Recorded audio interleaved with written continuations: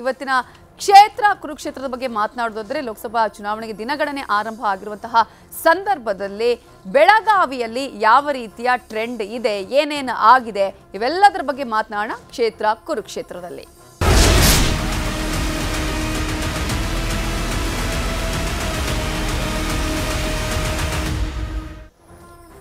ರಂಗೇರಿದೆ ಕುಂದಾನಗರಿ ಬೆಳಗಾವಿಯ ಲೋಕಸಭಾ ಅಖಾಡ. ರಣಕಣದಲ್ಲಿ ಶೆಟ್ಟರ್ಗೆ ಟಕ್ಕರ್ ಕೊಡ್ತಾರಾ ಮೃಣಾಲ್ ಹೆಬ್ಬಾಳ್ಕರ್.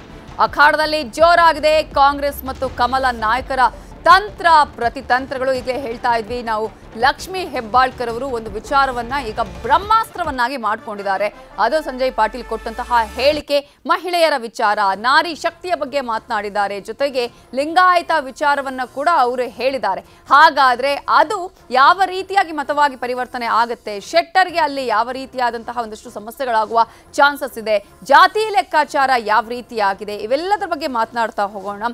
ಸೊ ಈಗ ನಾವು ಈಗಾಗಲೇ ಅನೇಕ ಬಾರಿ ಚರ್ಚೆ ಮಾಡಿದೀವಿ ಅಲ್ಲಿನ ರಣಕಣ ಯಾವ ರೀತಿಯಾಗಿ ಇರುತ್ತೆ ಅನ್ನುವಂಥದ್ದು. ಬಟ್ ಈಗಿನ ಸಂದರ್ಭ ನೋಡಿದ್ರೆ, ಕೆಲವೇ ದಿನಗಳು ಬಾಕಿ ಇರುವಂತಹ ಸಂದರ್ಭದಲ್ಲಿ ಒಂದಷ್ಟು ಬದಲಾವಣೆಗಳು ಆಗ್ತಾ ಇದೆ ಅಲ್ಲಿ ಅಂತ ಅನ್ಸುತ್ತಾ, ಹೇಗೆ ಅಂತ ಹೇಳಿ? ನೋಡಿ, ಈ ಕ್ಷಣದವರೆಗೂ ಕೂಡ ಏನು ಲಕ್ಷ್ಮೀ ಹೆಬ್ಬಾಳ್ಕರ್ ಅವರ ಮಗ ಅನನುಭವಿ ಇದ್ದಾರೆ, ಹೊಸ ಮುಖ, ಮತ್ತು ಮತ್ತೊಂದು ವಂಶ ಪಾರಂಪರ್ಯಕ್ಕೆ ಅಲ್ಲಿ ಅವಕಾಶವನ್ನು ಕೊಡಬೇಕಾ ಅನ್ನುವಂಥ ಪ್ರಶ್ನೆ ಯಾಕೆ ಇವರು ವೈಯಕ್ತಿಕ ಪ್ರತಿಷ್ಠೆಯ ಲಾಭಕ್ಕೋಸ್ಕರ ಅವರು ಫ್ಯಾಮಿಲಿ ಪಾಲಿಟಿಕ್ಸ್ನ ಅತಿ ದೊಡ್ಡ ಪ್ರಮಾಣದಲ್ಲಿ ಫೇಸ್ ಆಫ್ ಮಾಡಬೇಕು, ಜಾರಕಿಹೊಳಿ ಕುಟುಂಬದಿರ್ಬೋದು ಅಥವಾ ಬೇರೆ ಕುಟುಂಬಕ್ಕೆ, ಆ ಕಾರಣಕ್ಕೆ ಅವರು ಎಕ್ಸ್ಟೆನ್ಷನ್ಗಳನ್ನು ಮಾಡ್ಕೊತಾ ಇದ್ದಾರೆ ಅನ್ನೋ ಒಂದು ವಾದ ಬಂದಿದ್ರು ಕೂಡ ಈಗ ಅಷ್ಟೇ ಸುಲಭವಾಗಿ ಲಕ್ಷ್ಮೀ ಹೆಬ್ಬಾಳ್ಕರ್ನ ಇಗ್ನೋರ್ ಮಾಡೋಕ್ಕಾಗತ್ತಾ ಅನ್ನುವಂಥ ಪರಿಸ್ಥಿತಿ ಈ ಒಂದು ಹೇಳಿಕೆಗಳು, ವಿವಾದಗಳು ಇವೆಲ್ಲ ಸೃಷ್ಟಿ ಆದಮೇಲೆ ಆಗಿದೆ. ಮತ್ತು ಪಂಚಮಸಾಲಿ ಸಮುದಾಯ ಇವೆಲ್ಲ ಬಂದಂಥ ಸಂದರ್ಭದಲ್ಲಿ ಅದರದೇ ಆದಂಥ ಪರ್ಸ್ಪೆಕ್ಟಿವ್ನ ಪಡ್ಕೊಳುತ್ತೆ. ಈಗ ನೋಡಿ, ಅವರ ತಮ್ಮನ್ನು ಚಂದ್ರರಾಜ ಹಟ್ಟಿಹೊಳಿ ನಿಲ್ಲಿಸೋಂಥ ಸಂದರ್ಭದಲ್ಲಿ ಇದೇ ರೀತಿ ಜಾತಿ ಪ್ರೀತಿಯನ್ನು ಸ್ವಲ್ಪ ಪ್ರವೋಕ್ ಮಾಡುವಂಥ ಪ್ರಯತ್ನಗಳನ್ನು ಮಾಡಿದರು. ಅದಕ್ಕೆ ಶ್ರೀಗಳು ಹೇಳಿಕೆಗಳು, ಮತ್ತೊಂದು ಶ್ರೀಗಳು ರಾಜಕೀಯಕ್ಕೆ ಬರಬಾರ್ದು ಅಂತೆಲ್ಲ ಇದ್ದರೂ ಕೂಡ ಇವತ್ತು ಎಲ್ಲರಿಗೂ ಗೊತ್ತಿರುವಂಥ ಓಪನ್ ಸೀಕ್ರೆಟ್ ಇದೆ. ಆಯಾ ಸಮುದಾಯದ ಆಯಾ ನಾಯಕರುಗಳ, ಅವರ ಸಖ್ಯದಲ್ಲಿರುವಂಥ ನಾಯಕರುಗಳ, ಆಪ್ತವಲಯದಲ್ಲಿರುವಂಥ ನಾಯಕರುಗಳ ಪರವಾಗಿ ಓಪನ್ ಕ್ಯಾಂಪೇನ್ ಕೂಡ ಆಗ್ತಾ ಇರುವಂಥದ್ದು ನೋಡಿದ್ವಿ. ಅದರದ್ದು ಎಕ್ಸ್ಟೆಂಡೆಡ್ ವರ್ಷನ್ ಇದರಲ್ಲೂ ಕೂಡ ಪಂಚಮಸಾಲಿ ವಿವಾದದಾಗಿದೆ. ಅದರ ಹೊರತಾಗಿ ಶೆಟ್ಟರ್ ಅವರನ್ನು ಪಿಕ್ ಮಾಡಲಿಕ್ಕೆ ಇನ್ಎವಿಟಬಲ್ ಆಪ್ಷನ್ ಅನ್ನೋ ರೀತಿಯಲ್ಲಿ ಆಪ್ಷನ್ಗಳೇ ಇರಲಿಲ್ಲ, ಅದೊಂದು ಅನಿವಾರ್ಯ ಆಯ್ಕೆ ಅನ್ನೋವಂಥ ಒಂದು ಪರಿಸ್ಥಿತಿ ಬಂದಿತ್ತ ಬಿ ಜೆ ಪಿಗೆ ಅನ್ನುವಂಥ ಒಂದು ಪರಿಸ್ಥಿತಿ ಕೂಡ ಬರುತ್ತೆ. ಯಾಕಂದರೆ ಮಂಗಲಾಂಗಡಿ ಅವರಿಗೆ ಆ ಒಂದು ಮಟ್ಟದ ವರ್ಚಸ್ಸು ಇಲ್ಲ, ಈ ಸಲ ಮತ್ತೆ ಹಿನ್ನಡೆ ಆಗ್ಬೋದು. ಮತ್ತು ಅಲ್ಲಿ ಬಣಜಿಗ ಲಿಂಗಾಯತರು ಕೂಡ ಸ್ವಲ್ಪ ತುಂಬ ನಿರ್ಣಾಯಕ ಪ್ರಮಾಣದಲ್ಲಿ ಕಾಂಟ್ರಿಬ್ಯೂಟ್ ಮಾಡ್ತಾರೆ. ಇವರು ಬಣಜಿಗರೇ ಆಗಿರೋದ್ರಿಂದ ಮತ್ತು ಅವರು ವ್ಯಾಪಾರಿ ಮನಸ್ಥಿತಿ ಮತ್ತು ಆ ಒಂದು ಟ್ರೇಡರ್ ಯೂನಿಯನ್ಸಲ್ಲಿ ಸ್ವಲ್ಪ ಯುನಿಟಿ ಬರುತ್ತೆ, ಅಲ್ಲಿಂದನೂ ಕೂಡ ವೋಟ್ ಗಾರ್ನರ್ ಆಗುತ್ತೆ. ಮತ್ತು ಲಿಂಗಾಯತ ಅಸ್ಮಿತೆ ಮತ್ತು ಅಲ್ಲಿರುವಂಥ 3 BJP ಶಾಸಕರ ಸಂಖ್ಯೆ ಕಡಿಮೆ ಇದ್ದರೂ ಕೂಡ, 5 ಜನ ಕಾಂಗ್ರೆಸ್ ಇದ್ದರೂ ಕೂಡ, ಅದರ ಹೊರತಾಗಿ ಜಾತಿ ಅಸ್ಮಿತೆಯನ್ನು ನಾವು ಮಾಡ್ಬೋದು. ಮತ್ತು ಮರಾಠ ಓಟ್ಗಳು ಯೂಶುವಲ್ ಆಗಿ ನಮಗೆ ಬರುತ್ತೆ ಅನ್ನೋವಂಥ ಒಂದು ಅಸಂಪ್ಷನ್, ಯಾಕಂದರೆ ಅದು ಇತಿಹಾಸ ಕೂಡ ಅದೇ ರೀತಿ ಇರೋದ್ರಿಂದ. ಜೊತೆಗೆ ಹಿಂದುತ್ವದ ಆಧಾರದಲ್ಲಿ ಮತ್ತು ಮೋದಿಯವರ ವರ್ಚಸ್ಸು, ಹೊಸ ಮತದಾರರು ಎಲ್ಲ ಲೆಕ್ಕಾಚಾರದಲ್ಲಿ ಶೆಟ್ಟರ್ ಅವ್ರನ್ನ ನಿಲ್ಲಿಸೋಣ ಅನ್ನುವಂಥ ಒಂದು ಗ್ಯಾರಂಟಿ ಒಂದು ನರೇಷನನ್ನು ಬಿಲ್ಡ್ ಮಾಡಿ ಟಿಕೆಟ್ ಪಡೆಯೋದ್ರಲ್ಲಿ ರಾಜ್ಯಾಧ್ಯಕ್ಷರಾದ ವಿಜಯೇಂದ್ರ ಮತ್ತು ಮಾಜಿ ಮುಖ್ಯಮಂತ್ರಿ ಯಡಿಯೂರಪ್ಪ ಸಕ್ಸಸ್ ಆದರು. ಆದರೆ ಇವಾಗ ಗ್ರೌಂಡು ಅಷ್ಟು ಸುಲಭವಾಗಿ ಬಿಟ್ಕೊಡೋ ಇಲ್ಲ ಅಂತ. ಆದರೆ ಬರೀ ಶೆಟ್ಟರ್ ಒಬ್ಬರು ಗೆಲುವಲ್ಲ ಇದು. ಶೆಟ್ಟರ್ ಗೆಲುವು ರಮೇಶ್ ಜಾರಕಿಹೊಳಿ ಅವರ ಗೆಲುವು, ಮತ್ತು ಯಡಿಯೂರಪ್ಪನವರ ಗೆಲುವು, ವಿಜಯೇಂದ್ರ ಅವರ ಗೆಲುವು, ಮತ್ತು ಅಲ್ಲಿನ ಹಿಂದುತ್ವ ಆಧಾರಿತ ರಾಜಕಾರಣದ ಗೆಲುವು, ಹೀಗೆ ಹಲವಾರು ಆಯಾಮಗಳಿದೆ. ಮತ್ತು ಮೋದಿಯವರ ಗೆಲುವು ವೈಯಕ್ತಿಕವಾಗಿ. ಈ ಹಿನ್ನೆಲೆಯಲ್ಲಿ BJP ಸ್ವಲ್ಪ ಕಾನ್ಫಿಡೆಂಟ್ ಆಗಿ ಶೆಟ್ಟರ್ ಅಂತ ಹೊರಗಿನ ಅಭ್ಯರ್ಥಿನ ಹಾಕದ ಸಂದರ್ಭದಲ್ಲೂ ಕೂಡ ಅವರೇನೇ ಹೇಳ್ಕೊಬೋದು, ನಾನೇನು ಹೊಸಬಲ್ಲ, ನಾನಿಲ್ಲೆಲ್ಲ ಓಡಾಡಿದ್ದೀನಿ, ನಾನು ಮುಖ್ಯಮಂತ್ರಿ ಆಗಿದ್ದವನು ಮತ್ತು ನಮ್ಮ ಸಂಬಂಧ, ಕಾರ್ಯವ್ಯಾಪ್ತಿ ಎಲ್ಲವೂ ಇದೆ, ಬೆಳಗಾವಿ ಅಧಿವೇಶನ, ವಿಶೇಷ ಅಧಿವೇಶನ ಇದೆಲ್ಲವೂ ಕೂಡ ಹೇಳಿದ್ರು ಕೂಡ ಹೊರಗಿನವರು ಅನ್ನೋ ಫ್ಯಾಕ್ಟ್ರಿ ಇದ್ದೇ ಇರುತ್ತೆ. ಸೊ ಅದನ್ನು ಡಿಫೀಟ್ ಮಾಡಲಿಕ್ಕೆ ಇಷ್ಟೆಲ್ಲ ಶಕ್ತಿಗಳ ಆಯಾಮಗಳ ಒಂದು ಫಾರ್ಮುಲಾವನ್ನು ಮಾಡಿಟ್ಕೊಂಡಿದೆ. ವೆರಾಸ್ ಲಿಂಗಾಯತ ಸಮುದಾಯ ಅದರಲ್ಲೂ ಪ್ರಮುಖವಾಗಿ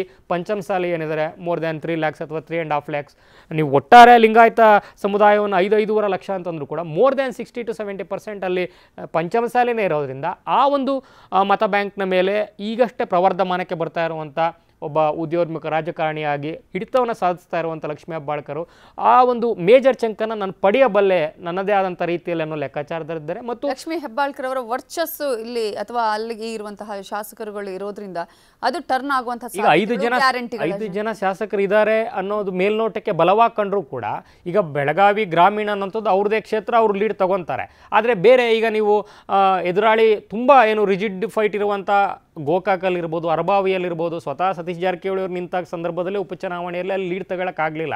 ಸೊ ಇಲ್ಲಿ ಯಾವ ರೀತಿ ಲೀಡ್ ಸಿಗುತ್ತೆ, ಮತ್ತು ಸತೀಶ್ ಜಾರಕಿಹೊಳಿ ಕಂಪ್ಲೀಟ್ ಆಗಿ ಚಿಕ್ಕೋಡಿಯಲ್ಲಿ ಕಾನ್ಸಂಟ್ರೇಟ್ ಮಾಡಿದ್ದಾರೆ.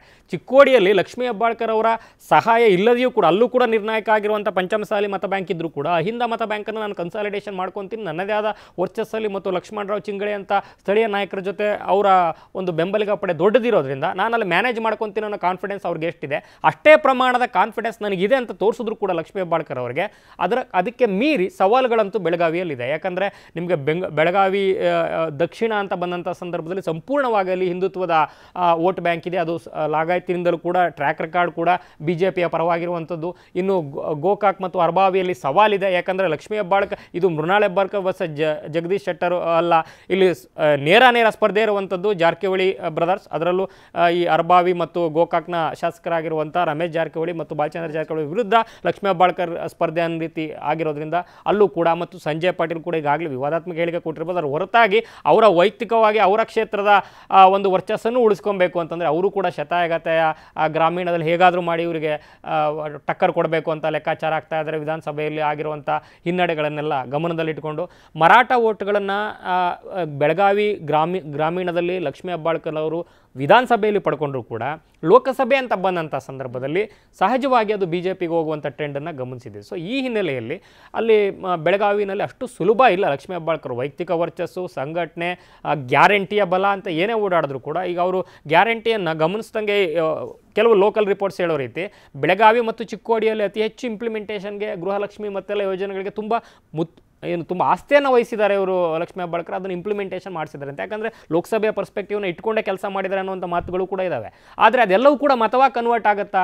ಯಾಕಂದರೆ ಬರೀ ಸ್ಥಳೀಯ ವಿಚಾರಗಳಲ್ಲೇ ಚುನಾವಣೆ ನಡೆಯುವಂಥದ್ದಲ್ಲ, ಅಥವಾ ಜಾತಿಗೆ ಸೀಮಿತವಾಗಿ ನಡೆಯುವಂಥದ್ದಲ್ಲ. ಲೋಕಸಭೆ ಅಂತ ಬಂದಂಥ ಸಂದರ್ಭದಲ್ಲಿ ರಾಷ್ಟ್ರೀಯ ನಾಯಕತ್ವ, ಅದರಲ್ಲೂ ಬೆಳಗಾವಿ ಅಂತ ಹಿಂದುತ್ವದ ಅಖಾಡದಲ್ಲಿ ರಾಷ್ಟ್ರೀಯ ನಾಯಕತ್ವ, ಇಂಥವೆಲ್ಲ ಕೂಡ ವರ್ಚಸ್ಸು, ಪ್ರಬಲ ನಾಯಕತ್ವ ಇವೆಲ್ಲ ಕೂಡ ಮ್ಯಾಟ್ರ್ ಆಗುತ್ತೆ. ಸೊ ಅಲ್ಲಿ ಮೋದಿಯವರ ನಾಮಬಲಕ್ಕೆ ಅಡ್ವಾಂಟೇಜ್ ಇರೋದ್ರಿಂದ ಯಾವ ರೀತಿ ಮ್ಯಾನೇಜ್ ಮಾಡ್ತಾರೆ, ಮೈನಸ್ ಜಾರಕಿಹೊಳಿ ಏನೇ ನೇರವಾಗಿ ನಾವು ಅಥವಾ ಬಹಿರಂಗವಾಗಿ ಜೊತೆಗಿದ್ದೀವಿ, ನಾವು ಗೆಲ್ಸ್ಕೊಂತೀವಿ, 1+1 ಆಫರ್ ಇರುತ್ತೆ ಇಲ್ಲಿ ಅಂತ ಹೇಳಿದ್ರು ಕೂಡ ಲಕ್ಷ್ಮೀ ಹೆಬ್ಬಾಳ್ಕರ್ ಅವರು ಇಲ್ಲದೇ ಕೂಡ ಚಿಕ್ಕೋಡಿಯಲ್ಲಿ ಕಾರ್ಯತಂತ್ರವನ್ನು ಮಾಡಬಲ್ಲಂಥ ಅನುಭವ ಮತ್ತು ಶಕ್ತಿ, ಯುಕ್ತಿ ಎಲ್ಲವೂ ಕೂಡ ಸತೀಶ್ ಜಾರಕಿಹೊಳಿ ಅವ್ರಿಗಿದೆ.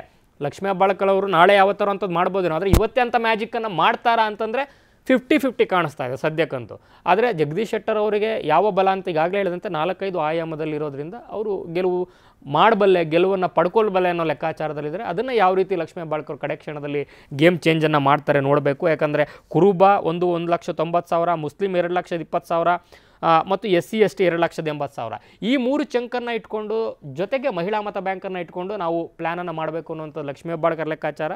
ಲಿಂಗಾಯತ ಮತ ಬ್ಯಾಂಕ್ ಏನಿದೆ ಮೇಜರ್ ಚಂಕ್ 5.5 ಲಕ್ಷ, ಅದರಲ್ಲೂ ಕೂಡ ಪಂಚಮಸಾಲಿ ಓಟನ್ನು ಈ ಸಲ ಡಿವೈಡ್ ಮಾಡಬೇಕು ಅನ್ನೋ ಲೆಕ್ಕಾಚಾರದಲ್ಲಿ ಲಕ್ಷ್ಮೀ ಹೆಬ್ಬಾಳ್ಕರ್ ಇದ್ದಾರೆ. ಆದರೆ ಇದೆಲ್ಲದಕ್ಕೂ ಕೂಡ ಮೋದಿಯವರ ನಾಮಬಲ, ಇವರ ಗ್ಯಾರಂಟಿ ಅಥವಾ ವೈಯಕ್ತಿಕ ವರ್ಚಸ್ ಏನೇ ಇರಲಿ ಅಥವಾ ಸ್ಥಳೀಯ ಲೆಕ್ಕಾಚಾರಗಳೇನೇ ಇರಲಿ ಅದನ್ನು ಮೀರಿ ರಾಷ್ಟ್ರೀಯತೆ ಅಥವಾ ಇದು ಲೋಕಸಭೆ ಚುನಾವಣೆ ದೇಶದ ಪ್ರಧಾನಿ ಆಯ್ಕೆ ಅನ್ನುವಂಥ ಒಂದು ನರೇಟಿವ್ನ ಇಟ್ಕೊಂಡು ಇಲ್ಲಿ ಜಗದೀಶ್ ಶೆಟ್ಟರ್ ಅನ್ನುವಂಥದ್ದು ಸ್ವಲ್ಪ ಮಾರ್ಜಿನಲಿ ಕಡಿಮೆ ಆಗುತ್ತೆ ಅವರ ಒಂದು ಪ್ರೆಸೆನ್ಸು, ಅಂದರೆ ಅವರ ಒಂದು ನರೇಟಿವ್. ಇಲ್ಲಿ ಲಾರ್ಜ್ ಪಿಕ್ಚರಲ್ಲಿ ಕಾಣಿಸುವಂಥದ್ದು ದೇಶದ ಚುನಾವಣೆ, ಅದಕ್ಕಾಗಿ ಪ್ರಧಾನಿಗೆ ಆಯ್ಕೆ ಅನ್ನುವಂಥ ಒಂದು ನರೇಟಿವ್ನ BJP ಬಿಲ್ಡ್ ಮಾಡ್ತಾ ಇದೆ. ಮತ್ತು ಸ್ಥಳೀಯವಾಗಿರುವಂಥ ರಮೇಶ್ ಜಾರಕಿಹೊಳಿ ಮತ್ತು ಬಾಲಚಂದ್ರ ಜಾರಕಿಹೊಳಿ ಅವರ ಫೋರ್ಸ್ ಯಾವ ರೀತಿ ವರ್ಕ್ ಮಾಡುತ್ತೆ ಎಗೇನೆಸ್ಟ್ ಲಕ್ಷ್ಮೀ ಜಾರಕಿಹೊಳಿ ಅನ್ನೋದ್ರ ಮೇಲೆ BJPಯ ಭವಿಷ್ಯ ಈ ಕ್ಷೇತ್ರದಲ್ಲಿ ಗುಂಪುಗಾರಿಕೆ ಕೂಡ ಎಫೆಕ್ಟ್ ಆಗುವಂತಹ ಸಾಧ್ಯತೆ ಇದೆಯಾ? ಸಹಜ. ಯಾಕಂದರೆ ಈಗ ನೋಡಿ, ಗುಂಪುಗಾರಿಕೆ ಈಗ ಲಕ್ಷ್ಮೀ ಹೆಬ್ಬಾಳ್ಕರ್ಗೆ ಈ ಥರ ಇಷ್ಟು ಒಂದು ದಶಕದಲ್ಲಿ ಲಕ್ಷ್ಮೀ ಹೆಬ್ಬಾಳ್ಕರ್ ಅನ್ನುವಂಥ ಒಂದು ಹೆಸರು ಇಷ್ಟೊಂದು ದೊಡ್ಡ ಶಕ್ತಿಯಾಗಿ ಜಿಲ್ಲೆಯ ರಾಜಕಾರಣದಲ್ಲಿ ತಮ್ಮ ಹೇಳಿಕೆಗಳಿಗೆ ಮಹತ್ವ ಅಥವಾ ತಮ್ಮ ನಿರ್ಧಾರಗಳಿಗೆ ಮಹತ್ವ ಬರುವಂಥ ಒಂದು ಪೊಸಿಷನ್ಗೆ ಬರ್ತಾರೆ ಅಂತಂದರೆ ಈ ಒಂದು ಚುನಾವಣೆಯನ್ನು ಕೂಡ ಬಿಟ್ಟುಕೊಟ್ಟು ಅದು ಸ್ಥಳೀಯವಾಗಿ ಕಾಂಗ್ರೆಸ್ ಒಳಗಿರ್ಬೋದು ಅಥವಾ BJP ಒಳಗಿರ್ಬೋದು ಮತ್ತೊಂದು ಹೊಸ ಶಕ್ತಿಯ ಉದಯಕ್ಕೆ ಕಾರಣ ಆದಂತೆ. ಸೊ ಈ ಹಿನ್ನೆಲೆಯಲ್ಲಿ ಪಕ್ಷದೊಳಗೂ ಕೂಡ ಗುಂಪುಗಾರಿಕೆ ಇದೆ. ಪಕ್ಷದೊಳಗೆ ಅತಿ ದೊಡ್ಡ ಇದು ಒಂಥರ ಯುನೈಟೆಡ್ ಫೋರ್ಸಲ್ಲಿದ್ದಾರೆ BJPಯಲ್ಲಿ ಎಗೇನೆಸ್ಟ್ ಲಕ್ಷ್ಮೀ ಹೆಬ್ಬಾಳ್ಕರ್, ಇಲ್ಲಿ ಡಿವೈಡೆಡ್ ಫೋರ್ಸಲ್ಲಿದ್ದಾರೆ ಕಾಂಗ್ರೆಸ್ ಒಳಗಡೆ. ಸೊ ಅದನ್ನು ಯಾವ ರೀತಿ ಬ್ಯಾಲೆನ್ಸ್ ಮಾಡ್ತಾರೆ ಅಂತ ನೋಡಬೇಕು. ಆದರೆ ವೆರಾಸ್ BJPಯಲ್ಲಿ ಬಣ ರಾಜಕೀಯ ಇದ್ದರೂ ಕೂಡ ಇಲ್ಲಿ ಕಾಮನ್ ಫ್ಯಾಕ್ಟ್ ಇರೋದ್ರಿಂದ ಅದನ್ನು ಮೀರಿ ಗೆಲ್ಲಿಸಲೇಬೇಕು ಅನ್ನೊಂದು ಲೆಕ್ಕಾಚಾರದಲ್ಲಿ BJP ನಾಯಕರು ಓಡಾಡ್ತಾ ಇದ್ದಾರೆ. ಅದು ಯತ್ನಾಳ್ ಅಂತವರು ಈಗಾಗಲೇ ಬಹಿರಂಗವಾಗಿ ಹೇಳಿಕೆಗಳನ್ನು ಕೆಲವು ಸಲ ಕೊಟ್ಬಿಟ್ರು. ಹರಕೆಯ ಕುರಿ ಮಾಡ್ಲಿಕ್ಕೆ ಕರ್ಕೊಂಡ್ಬಂದಿದ್ದಾರೆ ಇಲ್ಲಿಗೆ ಜಗದೀಶ್ ಶೆಟ್ಟರ್ ಅವರು ಗೆಲ್ಲುವಂತ ಅಂದರೆ ಅದರ ಅರ್ಥ ತಮ್ಮ ಪಕ್ಷದ ಅಭ್ಯರ್ಥಿಗಳು ಆ ರೀತಿ ಮಾತಾಡ್ತಾ ಇದ್ದಾರೆ ಅಂದರೆ ಅಲ್ಲಿ ಅವರು ಎಷ್ಟರ ಮಟ್ಟಿಗೆ ಚಿಕ್ಕೋಡಿನಲ್ಲಿ ನೋಡಿ ಅಬ್ಬರದ ಪ್ರಚಾರಗಳನ್ನು ಮಾಡ್ತಾ ಇದ್ದಾರೆ. ಚಿಕ್ಕೋಡಿಯ ಭಾಗಕ್ಕೆ ಹೋಗಿ ನೀವು ಎಷ್ಟು ದಿವಸ ಮತ್ತು ಸತೀಶ್ ಜಾರಕಿಹೊಳಿ ಅವ್ರು ಗೆಲ್ಸಿದ್ರೆ ಅವ್ರನ್ನ ಗೆಲ್ಸಾದ್ಮೇಲೆ ಮತ್ತು ಅವ್ರ ಮಗಳು ಗೆಲ್ಸಿ ಅವ್ರ ಮನೆ ಮುಂದೆ ಕೈ ಕಟ್ಕೊಂಡು ನಿಲ್ತೀರಾ, ಅವಕಾಶವನ್ನು ಮಾಡಿಕೊಡಿ, ಇಲ್ಲಿ ಅಣ್ಣಾ ಸಾಹೇಬ್ ಜೊಲ್ಲೆ ಅವ್ರನ್ನ ಗೆಲ್ಸಿ ಅನ್ನೋಂಥ ಮಾತನ್ನು ಹೇಳ್ತಿದ್ದಾರೆ. ಬೇರೆ ಬೆಳಗಾವಿನಲ್ಲಿ ಅಷ್ಟೇ ಪ್ರಮಾಣದ ವರ್ಚಸ್ಸಿನ ಅಥವಾ ತೀವ್ರ ಸ್ವರೂಪದ ಭಾಷಣಗಳನ್ನಾಗಲಿ ಚಟುವಟಿಕೆಗಳನ್ನಾಗಲಿ ಕಾಣಿಸ್ತಾ ಇಲ್ಲ. ಸೊ ಸಮುದಾಯದ ಮತಗಳನ್ನು ಯಾವ ರೀತಿ ಕ್ರೋಢೀಕರಣ ಮಾಡ್ತಾರೆ ಅಥವಾ ಯುನೈಟೆಡ್ ಫೋರ್ಸ್ ಆಗಿ ಯಾವ ರೀತಿ ಮ್ಯಾನೇಜ್ ಮಾಡ್ತಾರೆ ಅನ್ನುವಂಥದ್ದನ್ನು ನೋಡಬೇಕು. ಆದರೆ ಕೊಟ್ಟಿರೋಂಥ ಕೆಲವು ವಿವಾದಾತ್ಮಕ ಹೇಳಿಕೆಗಳ ಮೂಲಕ ಸ್ವಲ್ಪ ಮೈಲೇಜನ್ನು ಪಡ್ಕೊಳ್ಳೋಕ್ಕೆ ಲಕ್ಷ್ಮೀ ಹೆಬ್ಬಾಳ್ಕರ್ ಎಲ್ಲ ರೀತಿಯೂ ಟ್ರೈ ಮಾಡ್ತಾ ಇದ್ದಾರೆ. Navita, okay, thank you so much. Thank you. ಚುನಾವಣಾ ಚಿತ್ರರಂಗದಲ್ಲಿ ಪಾಲ್ಗೊಂಡಿದ್ದಕ್ಕಾಗಿ. ಇದೇ ಇವತ್ತಿನ ಚುನಾವಣಾ ಚಿತ್ರರಂಗ. ನಾಳೆ ಮತ್ತಷ್ಟು ಸುದ್ದಿಯ ಜೊತೆ ನಿಮ್ಮ ಮುಂದೆ ಬರ್ತೀವಿ. ಅಲ್ಲಿವರೆಗೂ ನೋಡ್ತಾ ಇರಿ News 18 ಕನ್ನಡ. ಜಾಲ ನಮ್ಮದು, ಬಲ ನಿಮ್ಮದು.